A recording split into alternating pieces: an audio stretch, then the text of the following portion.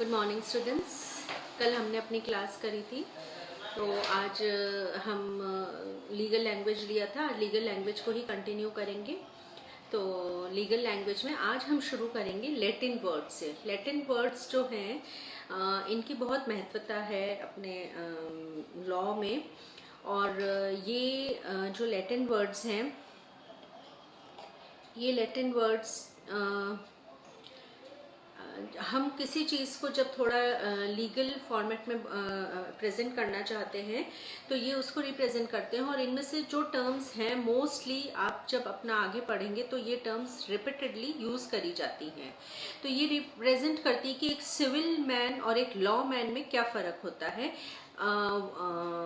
Sentence को या अपनी बात को प्रेजेंट करने में, उसके प्रेजेंटेशन में और उसकी लैंग्वेज स्किल पे। तो लैंग्वेज स्किल जो होती है वो डिफ्रेंशिएट करती है एक लॉमैन को लेमैन से। लॉमैन जो विधि से जुड़ा हुआ व्यक्ति है और लेमैन जो आम जीवन से जुड़ा हुआ है। तो आज हम शुरू करते हैं लैटिन वर्ड्स। लैटिन वर्ड्स जो हैं, पहला है एब इनिशियो। तो ये एब इनिशियो जो है, एब इनिशियो इसका मतलब होता है फ्रॉम बिगिनिंग, यानी शुरुआत से। तो शुरुआत से जब किसी हमको कुछ रिप्रेजेंट करना होता है कि शुरुआत से ही, तो उसको एब इनिशियो कहा जाता है। जैसे मोस्टली ये टर्म जो है एब इनिशियो, ये टर्म यूज करी जाती है वॉइड के साथ में। वॉइड एब इनिशियो, ये शुरू से ही शून्य करार था।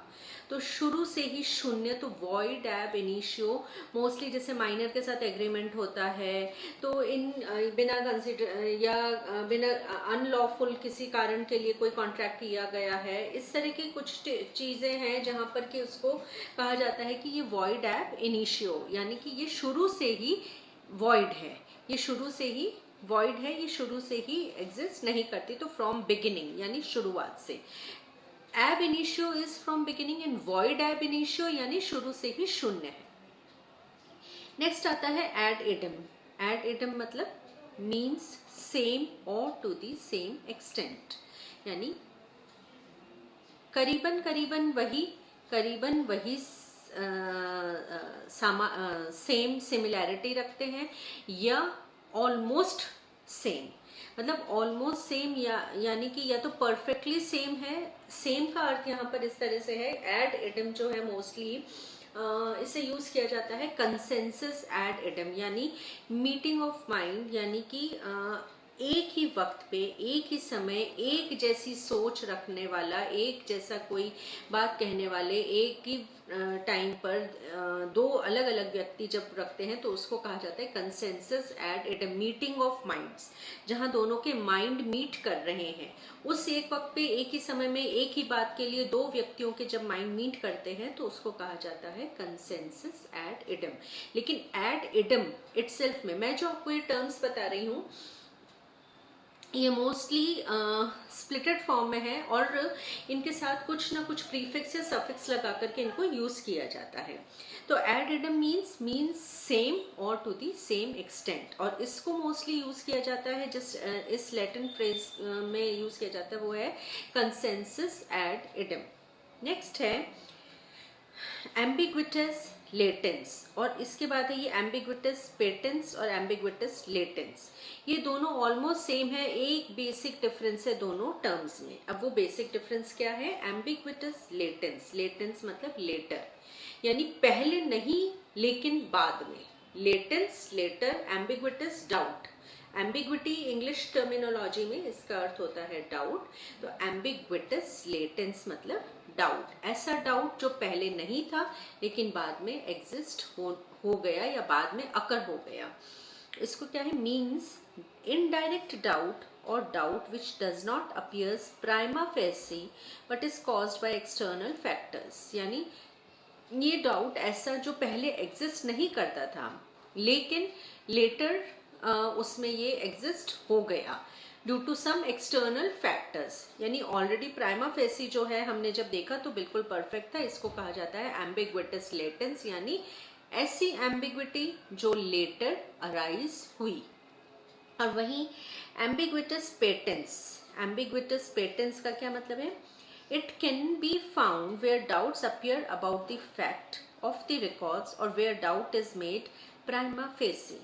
यानी ये वहाँ पर मिलता है जहाँ doubts appear about the fact of the records जो हैं, जो भी आपका डॉक्यूमेंटेशन हुआ है, फाइलिंग हुई है, उनमें रिकॉर्ड्स हैं, उनमें वो डाउट वहाँ एग्जिस्ट हो रहा है, प्राइमा फेसी हमें वो डाउट वहाँ पर मिल रहा है। तो ये क्या है, ये वो डाउट्स हैं जो कि एग्जिस्ट करते हैं और प्राइमा फेसी वहाँ पर होते हैं, इनकी बाद में अकरेंस नहीं होती है। तो एम्बिग्विटस लेटेंस और एम्बिग्विटस पेटेंस, पेटेंस मतलब बाद में, लेटेंस मतलब पहले, सॉरी लेटेंस मतलब लेटर ऑन और पेटेंस मतलब पहले।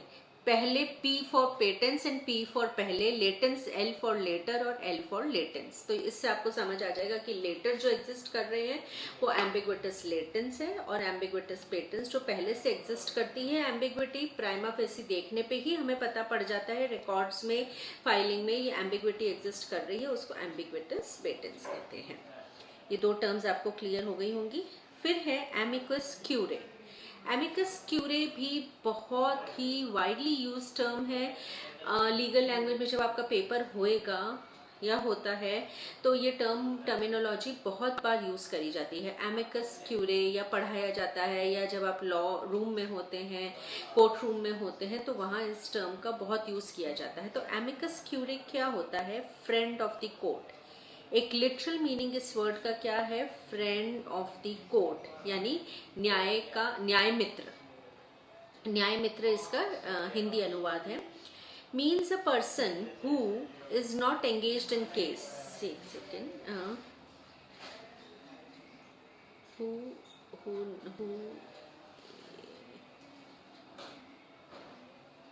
means a person who is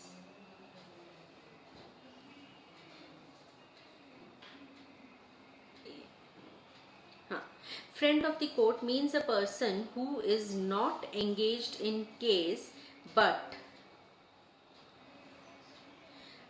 who brings to court's attention a point which has apparently been overlooked। एक ऐसा न्याय मित्र जो कि केस में कहीं इन्वॉल्वमेंट नहीं है जिसका, लेकिन वो किसी ऐसी फील्ड में स्पेशलाइज्ड है जो कि एक आम आदमी को, लॉमैन को नज़र नहीं आ सकती, वो फील्ड उसी का स्पेशलाइजेशन है, और उस फील्ड के तहत वो कुछ ऐसी चीज़ बताता है जिससे कि कोर्ट का, जो कि कोर्ट के लिए बहुत अहम होती है, और उससे कोर्ट का दृष्टिकोण और नज़रिया, जजमेंट का, केस का दृष्टिकोण और नज़रिया बदल जाता है। तो इसे कहा जाता है एमिकस क्यूरे। जैसे कि अब आप समझ लीजिए किसी का मर्डर हुआ है, तो जो फॉरेंसिक साइंस होती है, तो फॉरेंसिक साइंस में किसी चीज़ में कहीं किसी का स्पेशलाइजेशन हुआ है, तो उस स्पेशलाइजेशन का ज्ञान उसी को है कि गोली लगी है, तो गोली जब लगती है तो कैसे लगेगी, किधर, कितना, उस इतने डिस्टेंस पे कितनी इंजरी होगी, कैसा मार्क बनेगा, क्या क्या इसमें बॉडी में चेंजेस आएंगे, क्या सिग्निफिकेंस इसकी होएगी, क्या इसके पीछे बेसिक जो रही है, टारगेट रहा है उसका, क्या इसके पीछे जो है कितने डिस्टेंस से उसने ये करा है, कैसे करा है, किस डायरेक्शन से करा है, आगे से किया है, पीछे से करा है। तो ये सारी डिटेलिंग जो है फॉरेंसिक साइंस से जो रिलेटेड है उसे पता होगी। या जैसे मेडिकल फील्ड है, या जैसे टेक्निकल फील्ड इंजीनियरिंग है, तो कुछ ऐसी मैकेनिकल है, इलेक्ट्रिकल है, कुछ ऐसे दाव पेच है जो कि एक जिसने उसने स्पेशलाइजेशन किया है उसी को उसका ज्ञान होता है। एक लॉमैन को भी ज्ञान नहीं है, एक लेमैन को भी ज्ञान नहीं है, केवल जिसने उसका स्पेशलाइजेशन किया है उसी को ज्ञान होता है। तो ऐसा व्यक्ति जो केस में इन्वॉल्व नहीं है लेकिन केस में कुछ ऐसा बिंदु रखता है, एक ऐसा पॉइंट रखता है जिससे कि केस का दृष्टिकोण बदल जाता है, उसे कहा जाता है एमिकस क्यूरे। एमिकस क्यूरे मतलब friend of the court. Next आता है एक्स ऑफिशियो। एक्स ऑफिशियो मतलब होता है it denotes by virtue of office. For example, vice president shall be ex officio chairman of council of state and shall not hold any other office of profit. मतलब अपने पद, अपना एक पद होते हुए जब जरूरत पड़ रही है तो वह एक दूसरा पद भी उस पद को भी संभाल रहे हैं, और उस पद को संभालते हुए उन्होंने कोई ऑफिस ऑफ प्रॉफिट नहीं रख रहे हैं, यानी वो पद जो है उनका वॉलंटरी है, एक्स ऑफिशियो चेयरमैन की तरह वहाँ वो काम कर रहे हैं, या वो पद एक्स ऑफिशियो पद है, उस पे कोई किसी तरह का गेन या प्रॉफिट या उसको किसी भी फायदे के पद के लिए नहीं इस्तेमाल किया जा रहा है, और उनका खुद का जो पद है, जैसे कि वाइस प्रेसिडेंट, उनका पद है वाइस प्रेसिडेंट का, लेकिन वो ex officio chairman of council of state की तरह भी एग्जिस्ट करते हैं।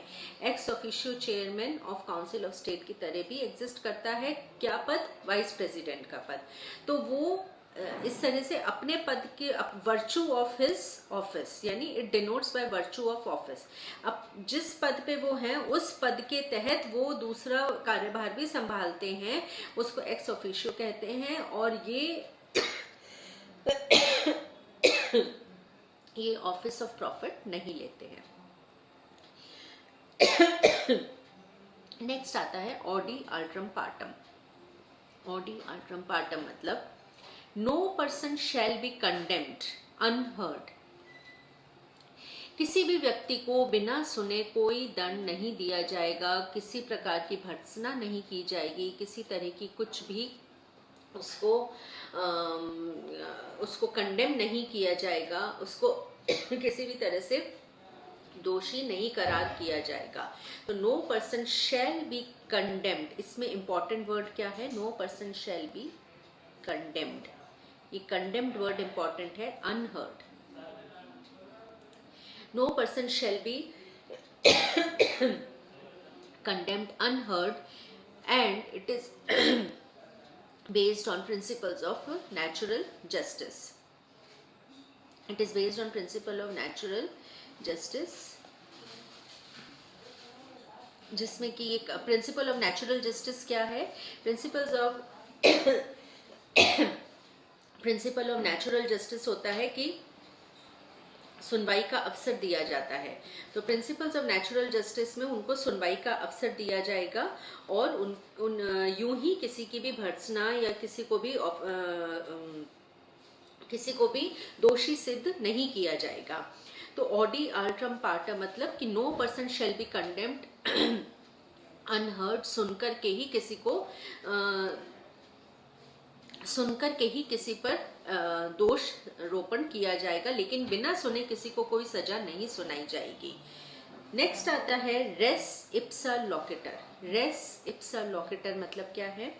It means things speak for itself. It means things speak for itself. Defendant is negligent and plaintiff is relieved of burden of proof. मतलब हालात स्वयं बयान कर देते हैं। तो थिंग्स स्पीक्स फॉर इटसेल्फ, हालात स्वयं बयान कर देते हैं। उसको लीगल मैगजीन में, लीगल टर्म में, लीगल टर्मिनोलॉजी में, लीगल फ्रेज में कैसे कहा जाता है कि रेस इप्सा लॉकेटर। नेक्स्ट आता है उबी jus ibi रेमिडियम। Ubi jus ibi remedium, where there is remedy there is right. जहां पर कुछ गलत हुआ है वहां उसका उपचार भी है। जहां कहीं कोई आहत हुआ है तो वहां उसकी रेमेडी भी है, वहां उसका उपचार भी है। जहां अन्याय है तो वहां उसका समाधान भी है।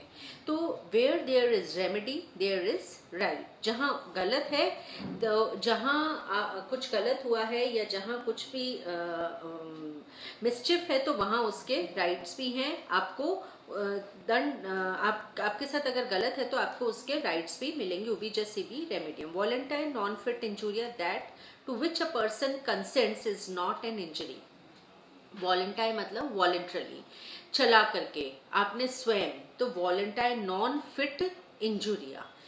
वॉलंटाइर नॉन फिट इंजूरिया का अर्थ ये है सरल हिंदी अनुवाद में कि जिस व्यक्ति ने चला करके किसी जोखिम को मोल लेने के लिए कंसेंट दी है, उसके बाद यदि उसको इंजरी होती है तो उसके लिए ये नहीं कहा जाएगा कि इसको जख्म दिया गया है या इसको इंजर किया गया है, इसको मारा गया है। ऐसा नहीं कहा जाएगा, क्योंकि मालूम है कि ये जिस चीज में आगे जा रहा है उसमें ये इंजरी हो सकती है, लेकिन फिर भी उसने अगर अपनी कंसेंट दे दी है तो ऐसे में उसके साथ कहीं कोई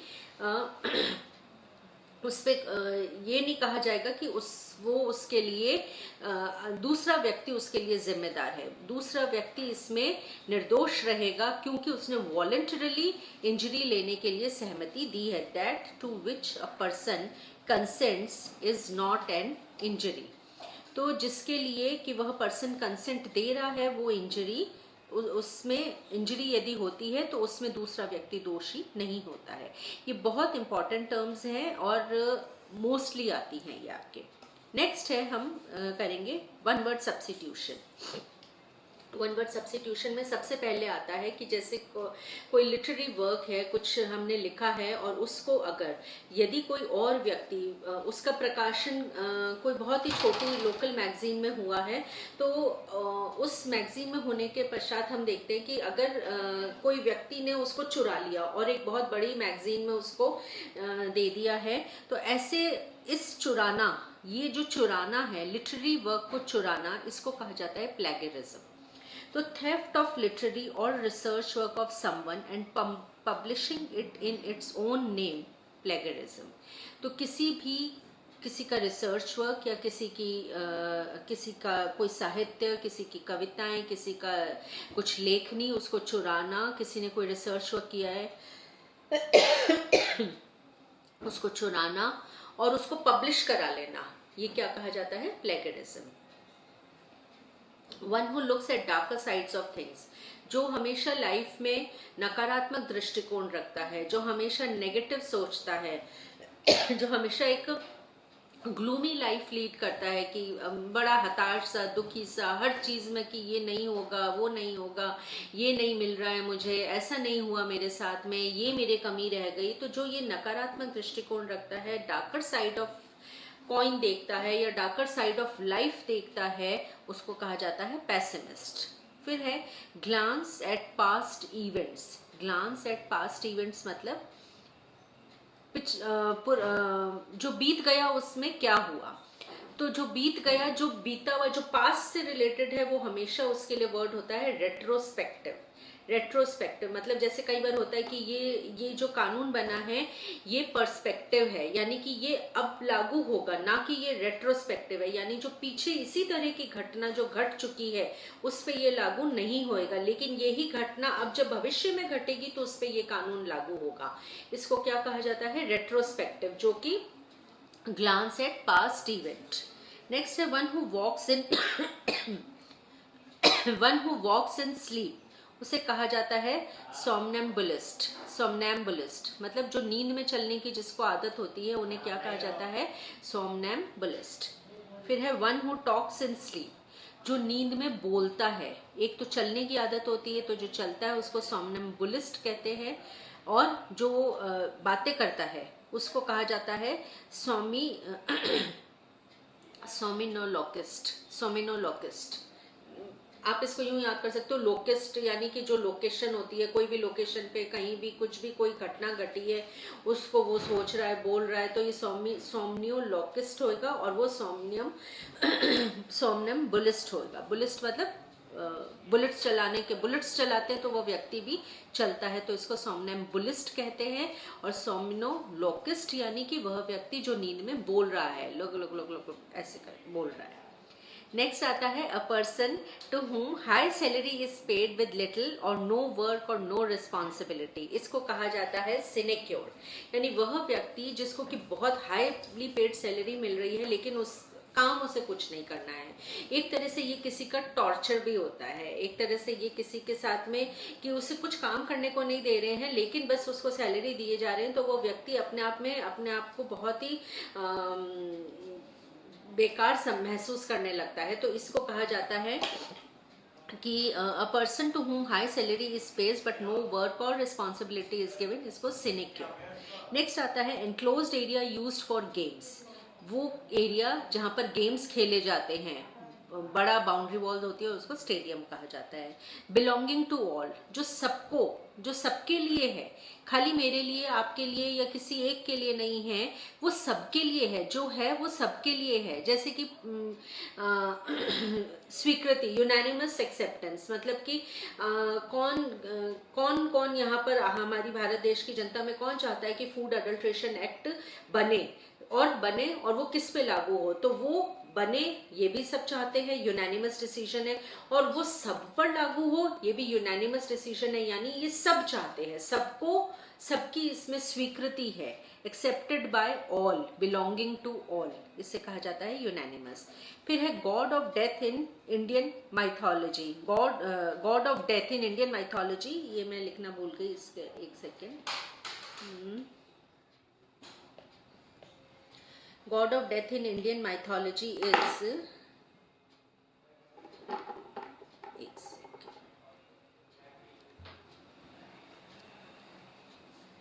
यम। तो god of death in Indian mythology, मृत्यु का जो भगवान है वह यम होता है। नेक्स्ट आता है fixed time from which military operations are counted, वो फिक्स्ड टाइम जहाँ से मिलिट्री ऑपरेशंस काउंट करे जाते हैं उसे कहा जाता है जीरो आवर। जीरो आवर, कभी भी आपको कोई ये टर्मिनोलॉजी है, इसका मतलब होता है वो फिक्स टाइम जहाँ पर मिलिट्री ऑपरेशंस काम करे जाते हैं शुरू होते हैं।